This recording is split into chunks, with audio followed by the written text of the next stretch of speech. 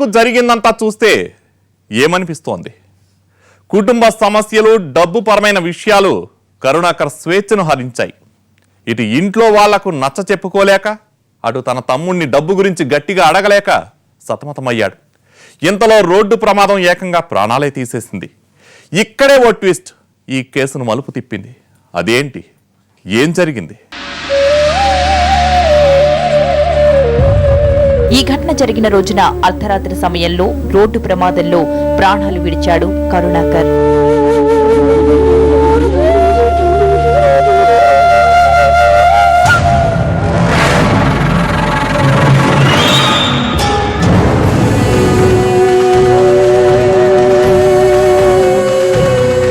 Road ప్రమాదంపై పోలీసులకు సమాచారం అందింది.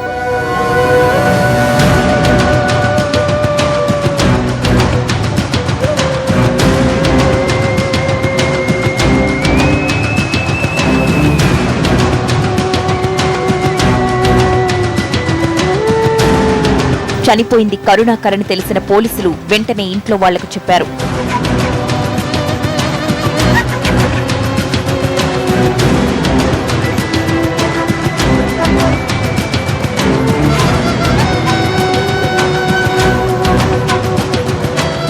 కరుణాకర్ మరణం ఆ కుటుంబాన్ని కన్నీటి పాలు చేసింది. ఎన్ని గొడవలున్నా, ఎన్ని మనస్పర్ధలున్నా ఇంటికి పెద్ద దిక్కు ఆయనే కదా.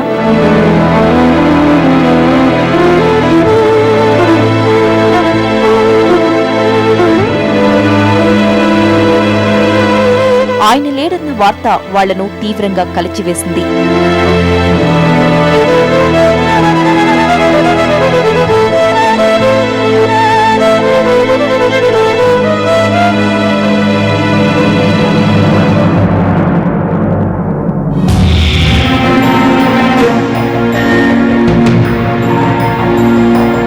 జరిగింది యాక్సిడెంట్ అంటే నమ్మలేకపోయాడు పరమేశ్వరరావు.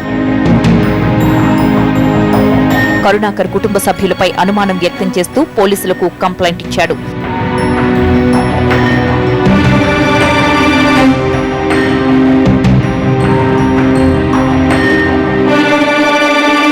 పరమేశ్వరరావు కంప్లైంట్ ఆధారంగా ఎంక్వైరీ చేసిన పోలీసులు ముందుగా కరుణాకర్ ఇంటి నుంచి వెలగలేరు దగ్గర రోడ్డు ప్రమాదం జరిగిన ప్రదేశం వరకు దారిలో ఉన్న అన్ని సీసీటీవీల ఫుటేజ్ ను చెక్ చేశారు. ఈ ఫుటేజ్ లో కొత్త విషయం తెలిసింది. అర్ధరాత్రి వేళ కరుణాకర్ కారు ఇంటి నుంచి వెలగలేరు వైపు వెళుతున్నట్లు కనిపించింది. దాంతో ఏదో జరిగిందన్న అనుమానం కలిగింది పోలీసులకు.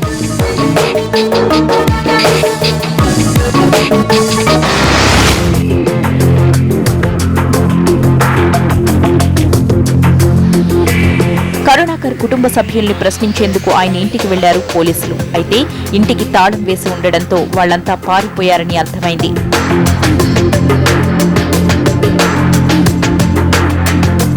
కరుణాకర్ కుటుంబ సభ్యుల సెల్ ఫోన్లను ట్రాక్ చేసిన పోలీసులు వాళ్లు ఓ హోటల్లో ఉన్నట్లు గుర్తించారు.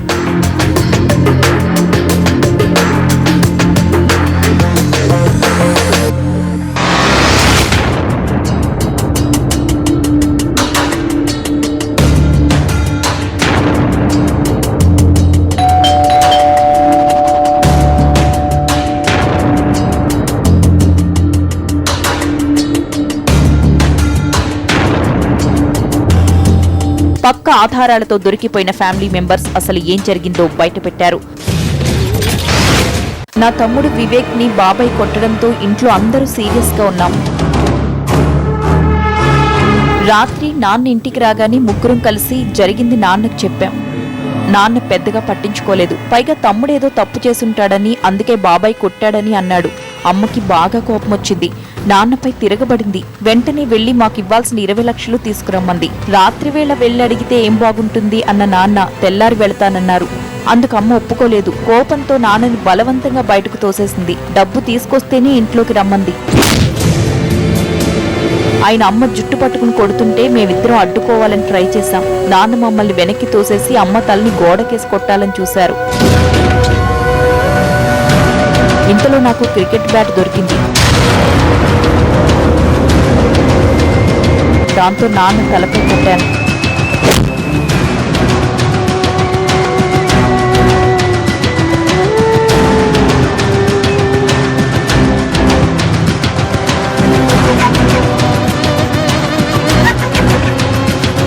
నాన్న అక్కడికక్కడే పడిపోయారు. తలకు గట్టిగా దెబ్బ తగలడంతో చనిపోయారు. మా ముగ్గురికి ఏం చేయాలో అర్థం కాలేదు. అందరూ షాక్ అయ్యాం.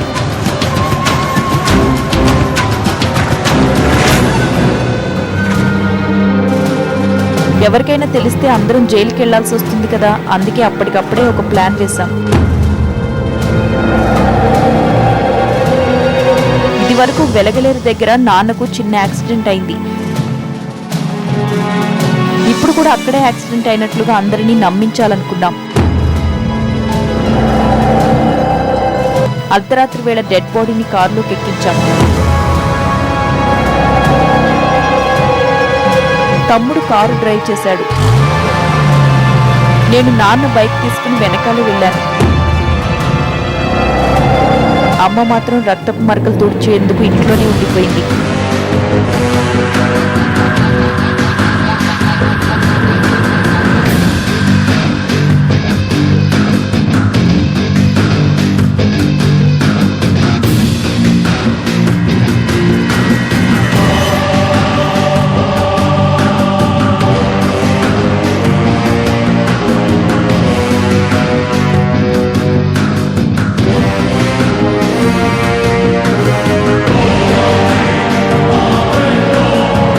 రాత్రి 1 గంట టైంలో వెలగలేరు దగ్గర నాన్న శవాన్ని రోడ్డు పక్కన వదిలేశాం.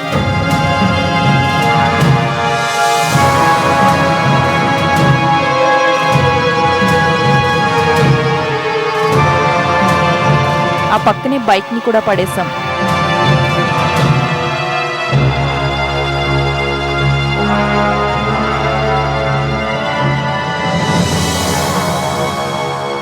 ఆవేశంలో హత్య చేసిన పద్మావతిని, సాక్ష్యాల్ని తారుమారు చేసేందుకు ప్రయత్నించిన గంగావతి, వివేక్ ను పోలీసులు అరెస్ట్ చేశారు.